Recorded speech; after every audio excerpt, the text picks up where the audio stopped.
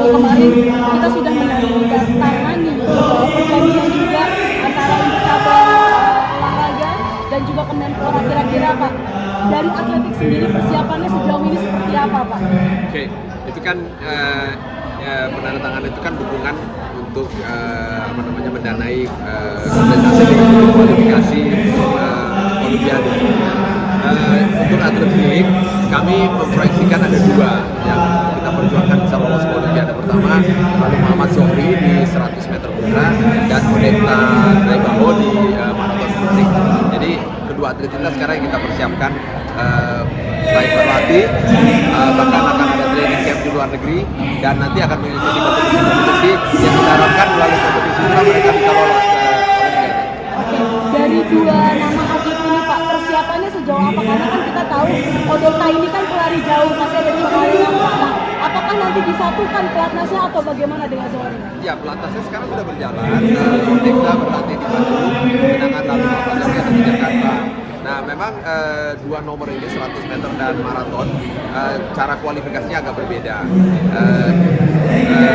Prinsipnya sama, jalur menuju lolosnya ke Olimpiade itu ada 3 jalur ya. Yang pertama menembus entry standarnya, limitnya. Kemudian yang kedua melalui juara di kontinentalnya, dan yang ketiga adalah melalui ranking itu mengumpulkan poin.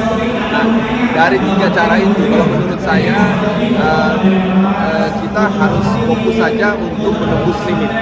Jadi seperti misalnya lalu Muhammad Zohri ya, limit untuk 100 meter itu 10 detik, 10.00. Berbeda dengan 4 tahun yang lalu masih 10.05. Kalau masih ingat Zohri dulu lolos dengan 10.03. Nah sekarang dipertajam dari 10.00. Saya rasa tidak ada kamus lain, Zohri harus menembus 10 detik untuk bisa lolos ke Olimpiade. Jadi saya harapkan tim pelatih, tim pendukung juga mempersiapkan Zohri dengan sebaik-baiknya. Dan kita sementara ini ada plot 3 kompetisi untuk Zohri. Yang pertama Korea Open, yang kedua Tokyo Open, dan yang ketiga Taiwan Open di bulan-bulan April, Mei dan Juni.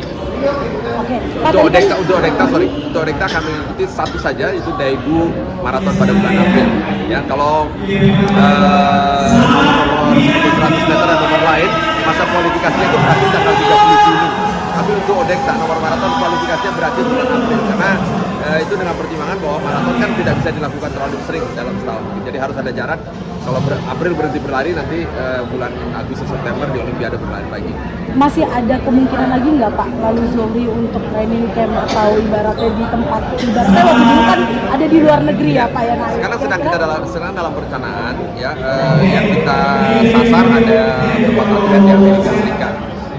Mudah-mudahan dalam waktu dekat ini kita bisa mencapai kesepakatan dan kita bisa mengumpulkan Zohri di sana untuk berlatih dan mendapat pengawasan dari tim pelatih di sana. Nanti sesudah itu baru dia mengikuti kompetisi yang tadi saya sebutkan. Berarti hanya Zohri aja ya Pak? Untuk training campnya. Odekta enggak ya Pak? Odekta berlatih di sini. Oke, selain itu ada rencana apa lagi Pak? Untuk tryoutnya Pak, kejuaraan mana lagi untuk Zohri mungkin? Ya itu yang saya sebutkan tadi 3 itu, Korea Open, Tokyo Open, dan Taiwan Open. Sedangkan untuk Odekta, Daegu Marathon. Oke, bagaimana Pak optimisme dari PB Pasir sendiri jelang Olimpiade Paris? Karena ini Olimpiade pertama kita terlepas juga Pak dari COVID-19 Pak. Ya memang nggak mudah ya, nggak mudah. Kita kan olahraga terukur ya, kita bisa lihat Zohri dulu pernah 10.03 tapi itu udah cukup lama, 2019. Terakhir catatan waktu terbaik dia kan di Hangzhou waktu Asian Games 2012. Nah itu bisa ya, sekarang dia harus sampai menembus 10 detik kan, itu memang satu pekerjaan berat. Tapi ya saya sudah beberapa kali bicara dengan Zohri juga dengan pelatihnya, yang mereka harus benar-benar fokus. Nah untuk Odekta entry stand up maraton putri itu 2 jam 26, sedangkan Odekta sekarang waktu terbaiknya 2 jam 30 ya, yang dia buat di SEA Games waktu di Kamboja ya.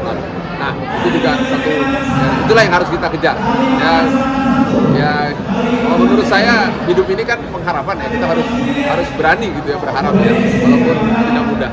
Untuk menonton silakan subscribe, like, dan jangan lupa komen di bawah ya Bola Spotter.